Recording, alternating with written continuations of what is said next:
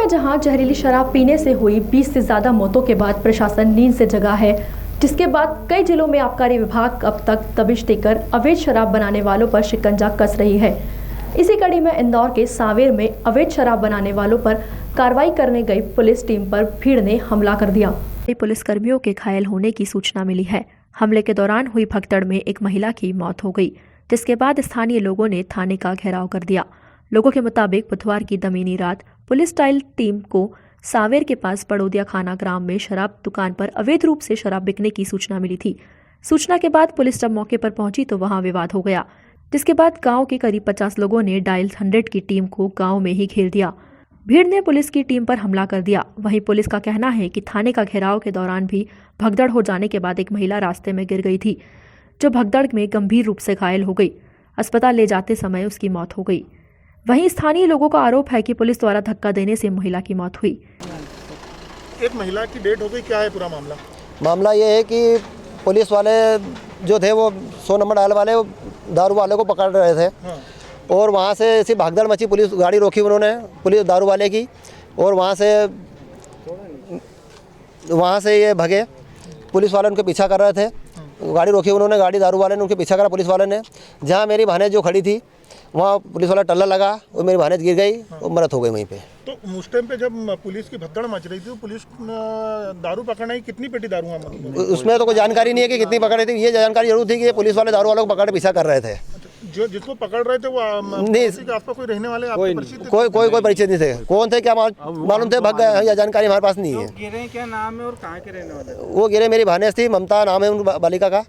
उसके 2 बच्चे हैं, एक 6 महीने का है, एक 3-4 साल का बालक है। और वो काबगा देपालपुर के पास गांव की रहने वाली है। और यहाँ उसके बड़े पापा की जो संक्रांति जो त्यौहार रहता है वो इसलिए यहाँ आई थी मायके अपने।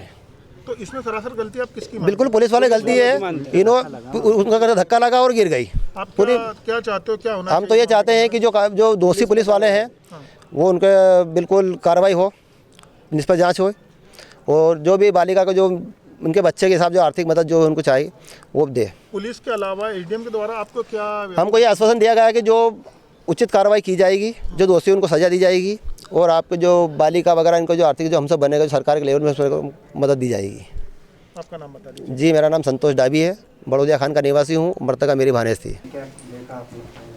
यहाँ पर जो घटनाक्रम की जानकारी मिली पुलिस अधिकारियों से, कलेक्टर महोदय के निर्देशन में हम और एसडीएम साहब यहाँ पर उपस्थित हुए और लोगों को समझाइश दी गई। उनके द्वारा ज्ञापन दिया गया है, जिसमें उन्होंने प्रमुख रूप से ये कहा है कि ये जो घटनाक्रम हुआ है उसकी जांच की जानी चाहिए। हालांकि प्रथम दृष्टया ये ज्ञात हो रहा है कि जो घटनाक्रम है ये इसको लिंक अवश्य कर दिया है, लेकिन अप्रत्याशित है।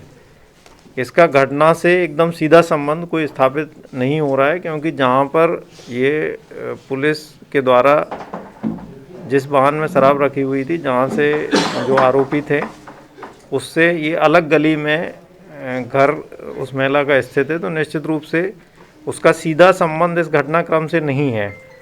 और पुलिस को जब बाद में ज्ञात हुआ तो पुलिस स्वयं वहाँ पर गई उस गांव में दोबारा भी।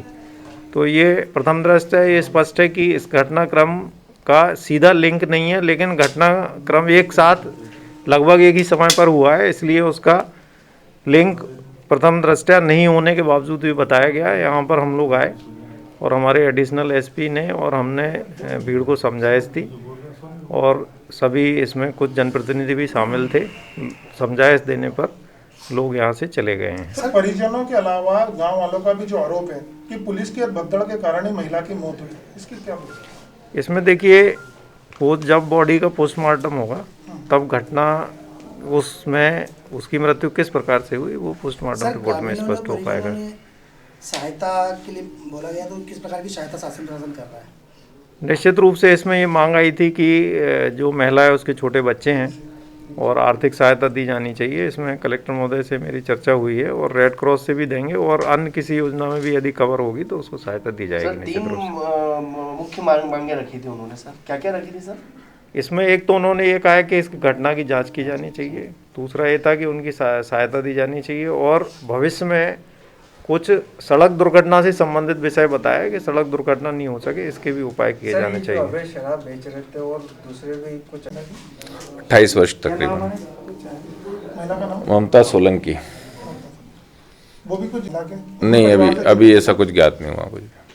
तो सर ऐसे क्या भगदड़ मची, जो क्या मिला मुख्य मौके पे, क्या पता चला आपको? किस बारे में? मृत्यु किस कारण से हुई? अब ये तो पोस्टमार्टम होगा, उसका पोस्टमार्टम के बाद पता लगेगा।